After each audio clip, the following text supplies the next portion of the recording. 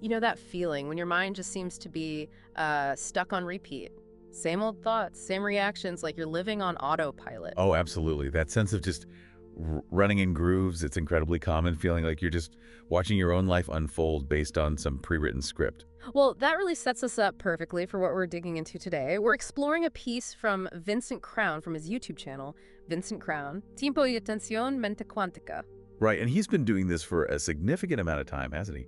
Building this huge library of audio and video explorations. Yeah, approaching 3,000 of them, apparently.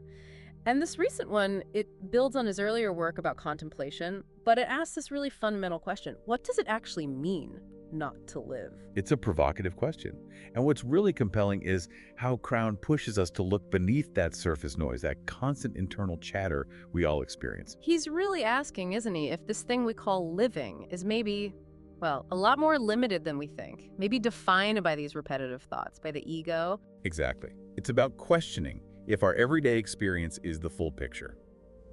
So our goal here is to unpack his ideas on how this conditioned thinking, the stuff we barely notice, might be masking something deeper, more authentic. It connects to some pretty deep philosophical roots. To really get what living is, we have to first question what thinking is. Spot on. And he starts right there, actually echoing thinkers like Krishnamurti. He stresses how vital it is to inquire into thinking, into living, before we rush to conclusions or judgments. So it's not about accepting our thoughts at face value, it's about looking at them. Precisely. Because, as Crown puts it, these thoughts aren't just passive background noise. They actively shape our reality, our feelings, our beliefs, what we end up doing. Our whole world is kind of built by them. And then he drops this other idea, which is a bit of a mind bender, that these thoughts aren't always uniquely ours. Right. He calls it a repetitive exchange of attitudes that are copied, like we're all tuning into this shared, almost collective stream of thinking without even realizing it. You see that with trends, or how opinions spread like wildfire. It makes you think, doesn't it? We get so used to this inner voice that we assume, well, that's just me. We identify with it completely. Yeah. And we start believing our lives are just the natural outcome of these automatic, almost mechanical thought processes. So the first step really is just noticing, watching the thinking happen. Yes, but consistently.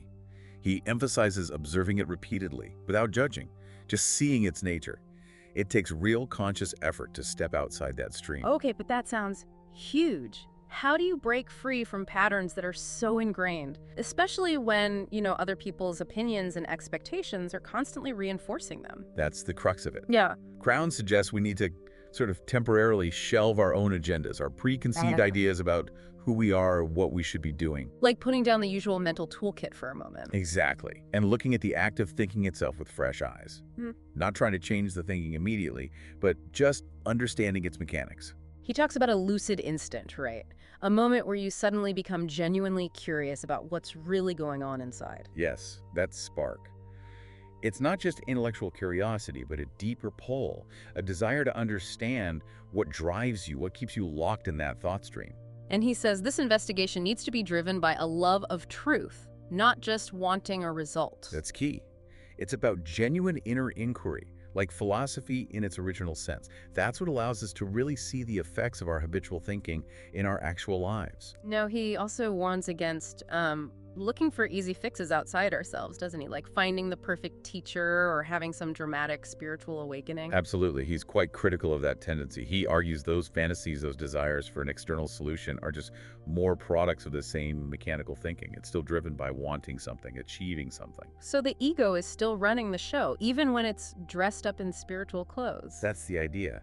Even pursuing realization through practices can be another ambition, another desire, if that's the underlying motivation. And he connects this to our everyday distractions, too, like seeking pleasure or status. It's all part of the same pattern. Yes, he lumps them together, the spiritual seeking and the secular consolations, as part of the illusion of thinking.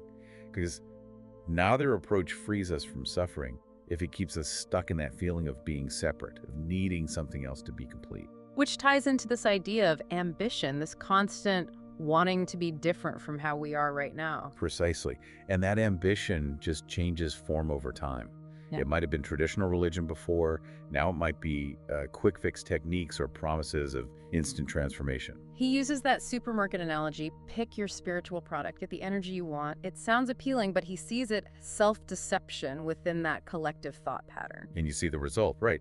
People try all these things, put in so much effort using their thinking to fix things, Yeah. but there's often still this background hum of dissatisfaction, this restlessness. Like just shuffling deck chairs, really. He says shifting from, say, material goals to talking about motivation or quantum vibes can be just swapping stickers if the fundamental consciousness hasn't changed.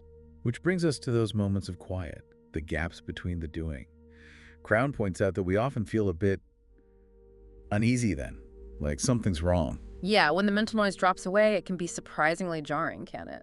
And he suggests that discomfort might come from a flicker of intuition, a sense that maybe reality is bigger than our usual thought-filled experience. He asks that really pointed question. When you're alone, are you really with yourself, or is it just the past echoing as thoughts? It makes you pause, that underlying hum of unease we're always trying to fill with more thinking, more doing, more entertainment. But he also hints that beneath all that, there's maybe an intuition of something else, like a deeper peace or beauty. Yes, like a faint signal from a more authentic way of being.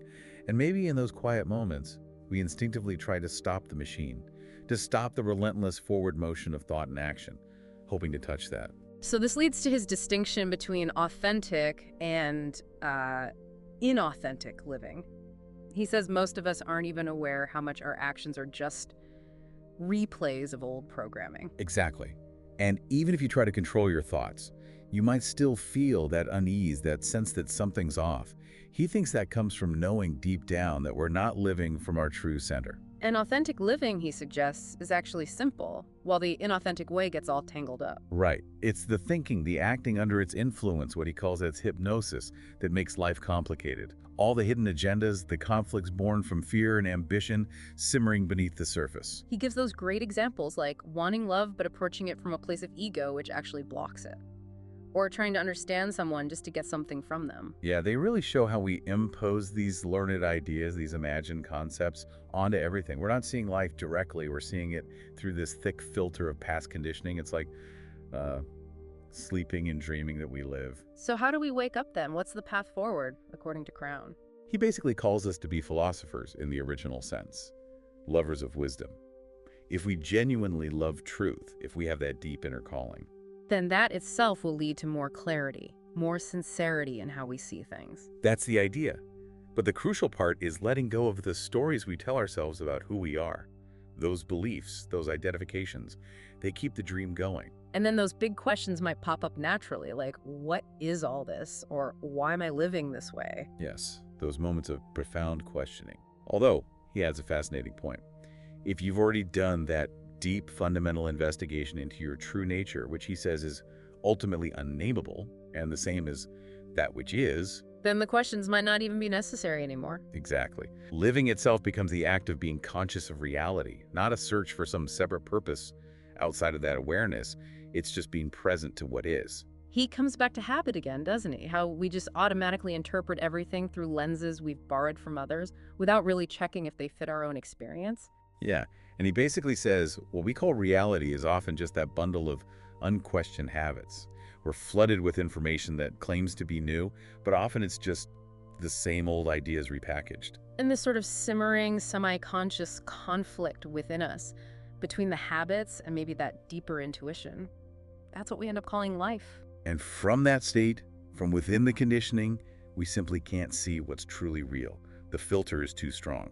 So the conditioned mind creates the inauthentic life. That seems to be the core argument, echoing other traditions too. Yes, very much so. Like in Hinduism or Krishnamurti's work. Authentic life, in contrast, is seen as the natural, spontaneous expression of the unconditioned mind. Which he describes as pure lucidity, clear seeing. Right.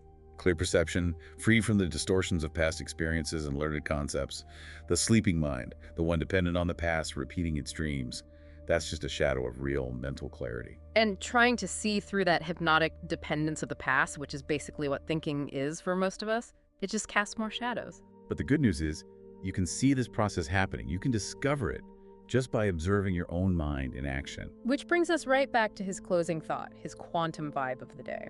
That this whole process of looking, of questioning our thinking, that's the beginning. It's the start of real thinking, real contemplation. And it's not found in some retreat or special technique, but right here, in the ordinary stuff of everyday life. That's the real practice. The term quantum vibe feels like his way of saying, look, there's a potential for a fundamental shift in perspective available right now. So wrapping it up, Crown's message seems to be that the key to really living, truly authentically, lies in questioning our thoughts, seeing beyond those conditioned patterns we're usually caught in. Yeah, it's about peeling back the layers of habit and assumption to encounter reality more directly with fresher eyes. And that point about reality being largely a collection of unquestioned habits, that really sticks with me. It makes you wonder what you're just assuming is true without ever really looking. It absolutely does. It points to the power of just bringing awareness to those automatic pilot modes. So maybe something for you, listening right now, to consider. What beliefs or thoughts feel so fundamentally you, but maybe, just maybe, are part of that shared conditioning Crown talks about? Or perhaps notice a moment today when you're just going through the motions. What would it feel like to inject just a tiny pause, a moment of real observation right there? It's an invitation, really, to look beyond the loop. Thanks for joining us for this deep dive into Vincent Crown's perspective. Hopefully it sparked some thoughts. Indeed, some contemplation for the everyday.